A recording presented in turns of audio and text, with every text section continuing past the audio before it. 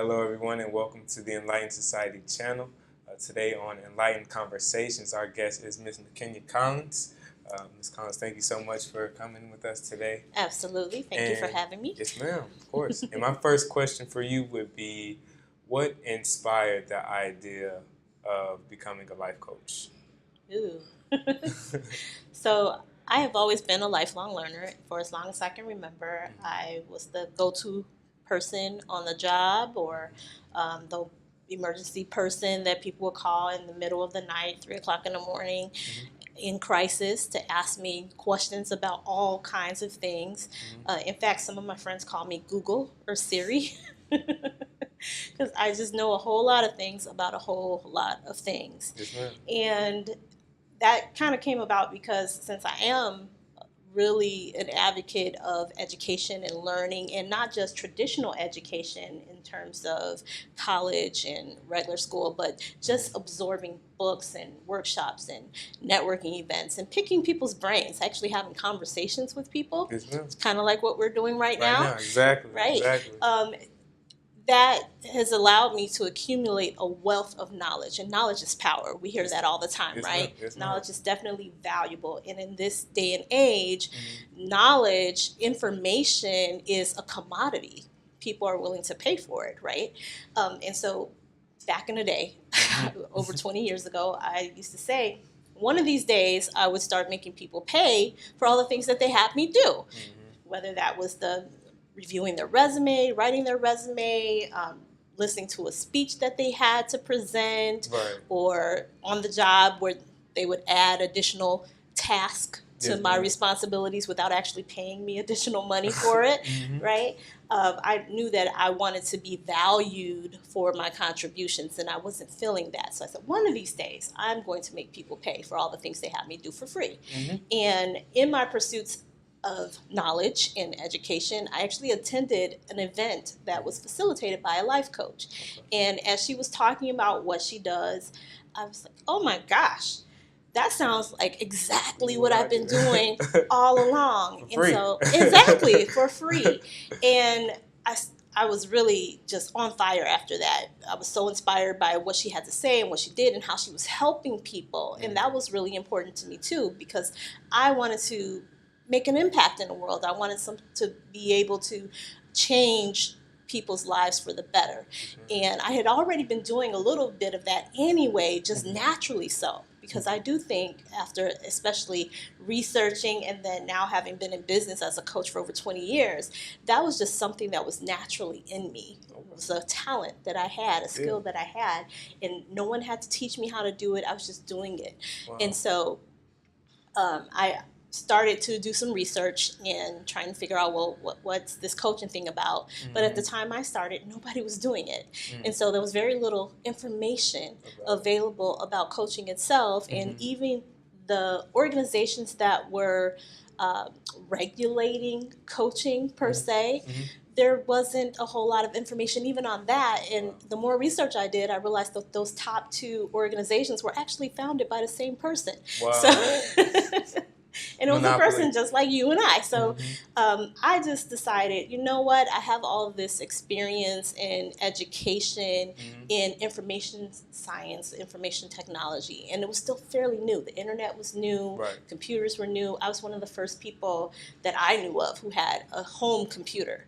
And so I just decided, well, okay, I'm going to take the information that I've learned and I'm going to apply it to building myself a website and throwing myself online and see what happens. Yeah. And that's kind of how my journey started. I just went for it. So and I commend you on just going for it like that, because, it takes a lot to do that. But as far as being a life coach, do you have to be certified or licensed to be a life coach? So depending on who you talk to, they'll have a different answer to that question. Okay. And many other coaches will tell you that, oh, you have to be certified in order for people to take you seriously, et cetera, et cetera. When I started, I was 19 years old. I wasn't certified in anything. I didn't even have my bachelor's degree yet. I was fresh out of high school, okay? And I just dove right into it. Yeah. And what I found is that people respected the value that I had to offer. They weren't looking for my experience, my certifications, my degrees, or any accolades. They were trying to see that I had some sort of synergy with what they were trying to do, and that I was confident that I could help them, and then be able to communicate that value to them effectively.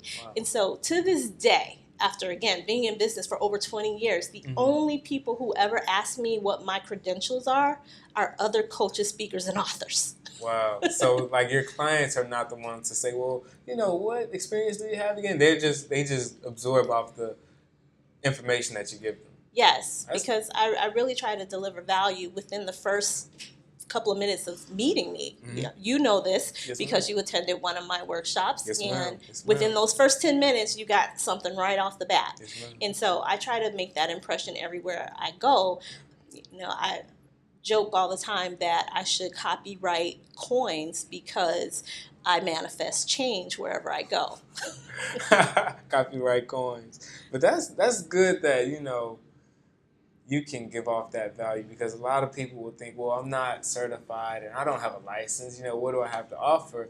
But, you know, if you have that natural born God-given talent, then you can go ahead and use that talent for monetary purposes. Absolutely. The thing is, value is imaginary. It's created. It's made up. So in order for people to see the value that you have to offer and be willing to pay for it, you have to first believe in it yourself. You have to know your worth, know that you have something to contribute to the world, and then speak confidently about it. And so that was something that I learned very early on, and it may have to do with the fact that I'm a Leo. maybe. But we're just naturally confident, right? But you have to have that confidence in yourself and your abilities. We all have amazing, unique talents, God-given talents that we were blessed with when we were put on this earth. And it's up to you to just tap into that power that you possess and to give it to the world. Yes, ma'am. And I would say, so like, what books, can you give a number or an estimate of how many books you've read to help you become an efficient life coach? Oh my goodness. In terms of efficiency, because I will say this, the skill of coaching I always had. The business of coaching was something that I had to work on. So I had the talent. I just needed some direction and to understand how to put it together strategically. And so for the first few years that I was a coach, I mostly read inspirational, motivational things. I'm a big fan of Tony Robbins. I love him. I was an early fan of Iyanla Vanzant before she started this new show that she has. I have not heard of her. Years ago, she had a show called Starting Over. And now she has the show Fix My Life. So a lot of celebrities go on Fix My Life. But years and years ago, that Starting Over show... I think I actually just heard of her. Isn't she on the Oprah Winfrey Yes, she's on the OWN network. She is an amazing, amazing coach. And she's definitely a transformational coach. So I tried to model myself after people that I saw were influencers and who were creating change and doing the types of transformations that I wanted to do as well. Beyond that, though, I continued my studies in school. So I actually have a degree in technical management and also a professional diploma in computer network systems. Yes, my background is in IT, of all things. And I'm not a big fan of computers. But that just goes to show you that whatever you study in school, it may not necessarily be the thing that really is your passion and your dream, but sometimes we do things just to fund our dreams, right? So everybody used to tell me, go to school for computer science because that's what the moneymaker was back then. So I stuck with the schooling, and I learned a lot from that, and I can't say that that experience did not do me well, because I used that information that I've learned and apply it to the business side of my coaching practice. So would you say someone has to go to school to become a life coach? And if they do have to go to school, what major would they pick up? No, they do not have to go to school to be a life coach, or any type of coach for that matter, because I consider myself a master business coach now. I started off as a life coach, but that transitioned over the years from life coaching to career coaching to business coaching. And so it really depends on what area of expertise you're trying to deliver. So where school and training becomes really important. It's not only to hone your craft on the business side, but also when you're more knowledgeable in a particular subject, you can develop better questions to ask your clients. And that's really what coaching is. It's all about asking really intuitive questions to pull out what people are what they want to do, what their goals are, what their challenges and obstacles are, but not only to hear what they're saying, but to hear what they're not saying as well. And so you become a better interviewer, if you will, if you can ask those better questions, which comes from the education and the training and the experience. Exactly. So what I've seen some coaches do, of course, psychology is a very much related field, and so I've seen people go through organizational psychology, industrial psychology, those types of things. But is it necessary? Do you have to? Absolutely not. Wow. So have you ever, like, in a session or anything like that, or even outside of a session, have you ever had someone call you a fraudulent business coach or a fraudulent life coach or anything like that? Fraudulent clients.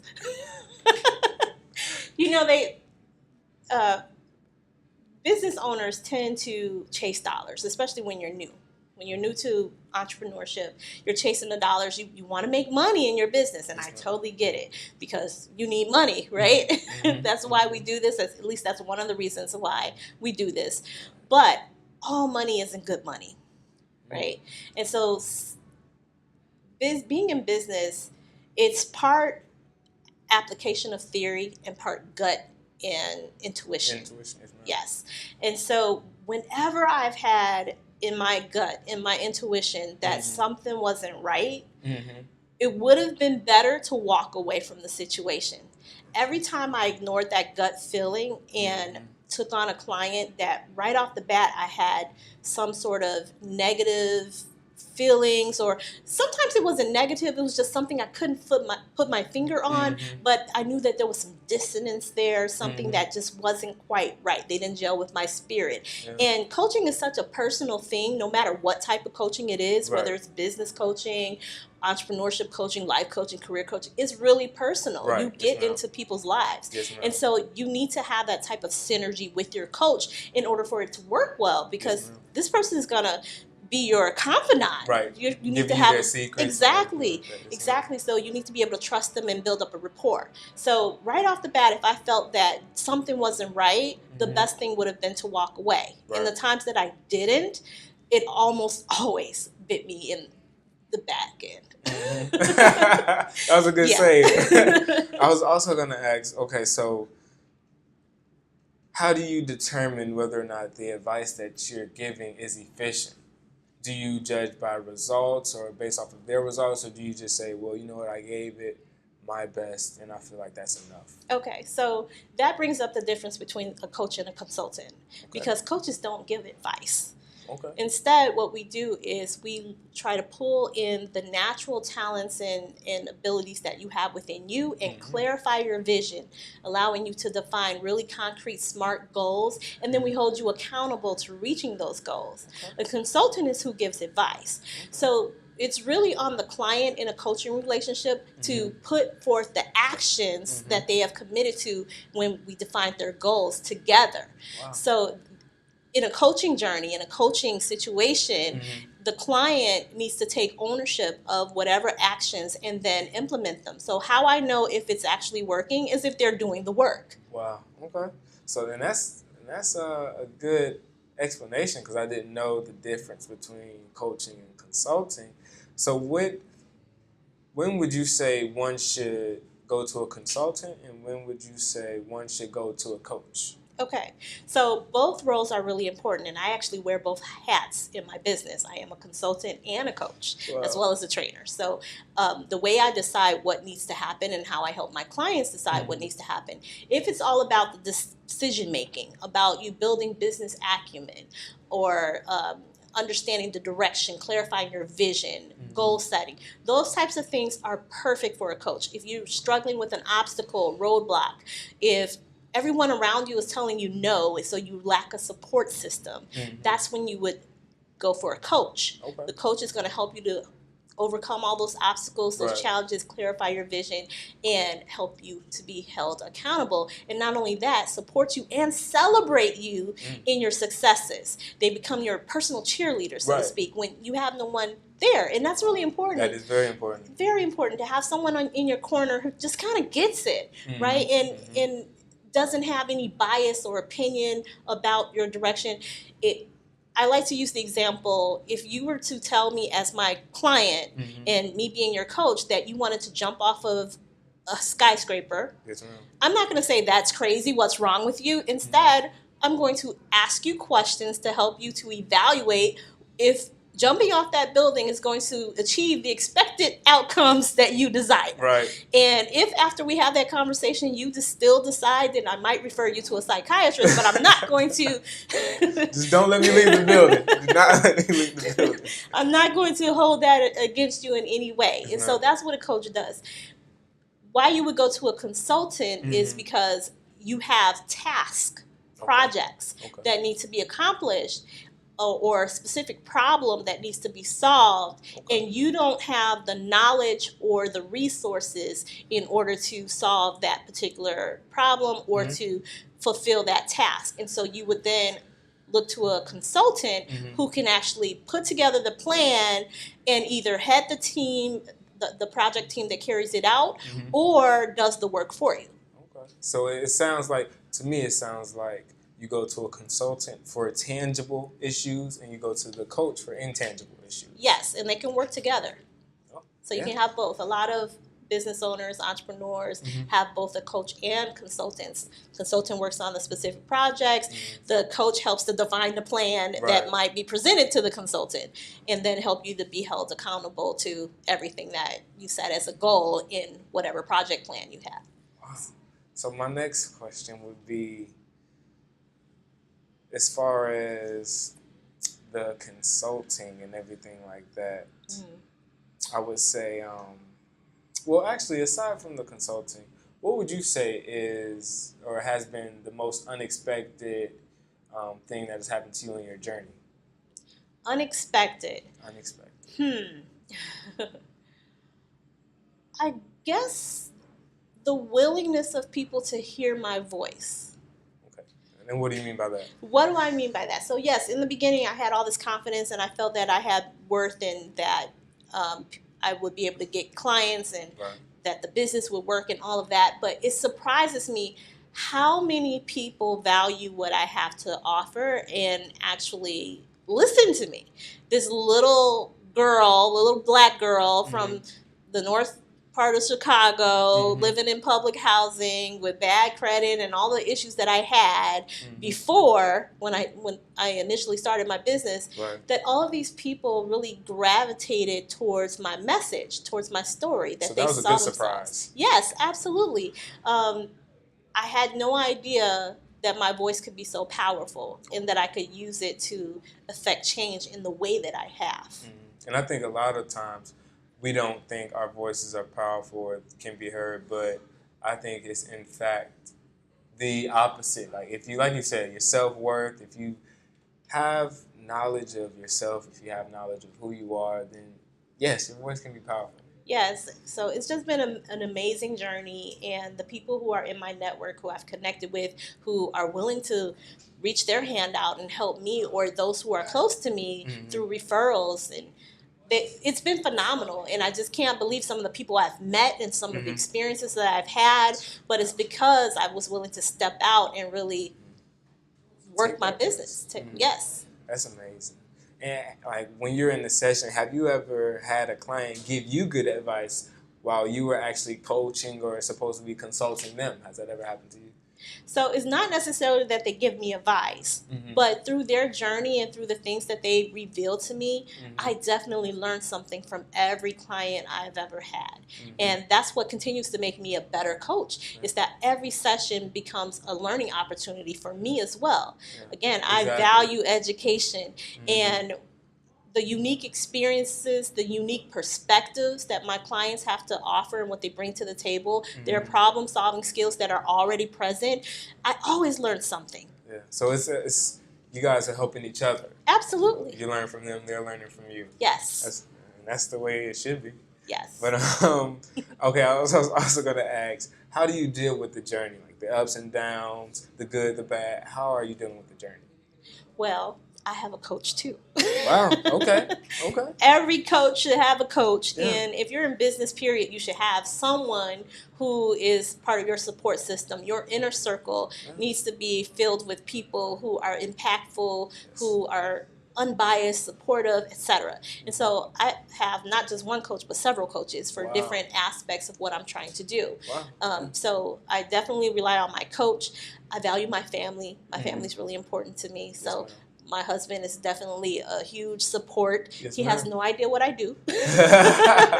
He can't explain it. He's just like, oh, she does something with small businesses and entrepreneurs. If you're starting a business, just go talk to her. Yeah, right. He carries my business cards in his back pocket, but I've gotten thousands of dollars in referrals from him just doing that. Wow. So even though he can't explain what I do, just having him there as kind of my salesperson on the side, he's not selling anything. He's just like, well, go talk to her. Right. I give you a card. That's it. Yeah, and that's all I need because based on the strength of the relationship that his network has with him, then they trust and value his opinions, and they've contacted me. So I've had several clients come my way because of that. My children, my grandkids, all of them have been in some way supportive and utilized to help move my business forward. That's a tip for anyone who is looking to launch their business. Use your family. Use your family. Absolutely use your family.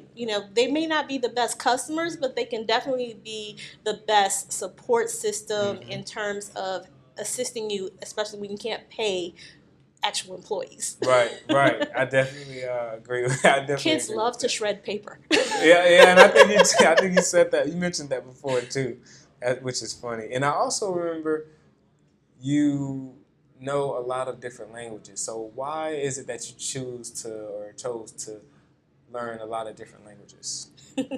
Well, it wasn't a choice. Okay. It started off because of the elementary school that I went to here in Chicago. Okay. Bell School, Alexander Graham Bell Elementary. It is a school for gifted, hearing impaired, and partially sighted. Okay. And so I learned sign language because a lot of our classes were integrated with the hearing impaired children. And so some of my closest friends were deaf. Wow. And so being able to communicate to them, a lot of them did read lips, but we had to learn sign language for those who didn't. And then being that I was in the gifted program, we learned Latin, I believe, in the 5th grade, and we had some Spanish a few years prior. Latin is a basis for a lot of languages across the world, right? Yes, ma'am. And so from Latin, we then were given French. And so from Spanish to Latin to French, that was just the foundation and developed my love of language. And again, because I love education, I love training, I love learning new things and packing my brain filled with stuff, right? Sometimes I feel like Rosie Perez's character in that movie White Men Can't Jump. She's just full of those useless pieces of information that could take her to jeopardy. I feel like that sometimes. and that's actually good because all that was in elementary school. Yes. So, I mean... And then it just kind of launched me. And, whatever you learn as a young child, you're a sponge in those younger years. Right. You absorb so much information. You have no idea. That's why it's really important to get your children involved in early childhood education. The sooner you can start putting information into them, the better off they'll be as citizens. Yes, ma'am. So I definitely attribute my wealth of knowledge and even my willingness and desire to learn more to that early education that I had at Bell School. That it really allowed me to just kind of spread my wings. And the school itself was geared towards teaching us to be generalists. You've probably heard that you can't be a Jack or Jane of all trades.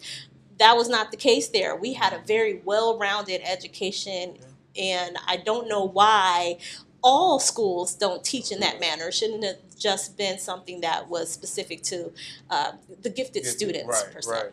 Wow. And so I also remember that you do a dance routine, a daily dance routine. So how important is that daily dance routine to your everyday routine? And do you feel like it boosts your creativity when you do the dance? So the dance is part of a larger routine Mm-hmm. called Savers, Savers. Okay. And I didn't come up with this. It's from Hal Elrod's book, Oh, Miracle okay. Morning. Okay. I thought this was your thing. No, Hal Elrod's Miracle Morning, another one of the books that I've read, and I've read several libraries full of books. But he talks about the savers: silence, affirmation, visualization, exercise, reading, and scribing. Okay.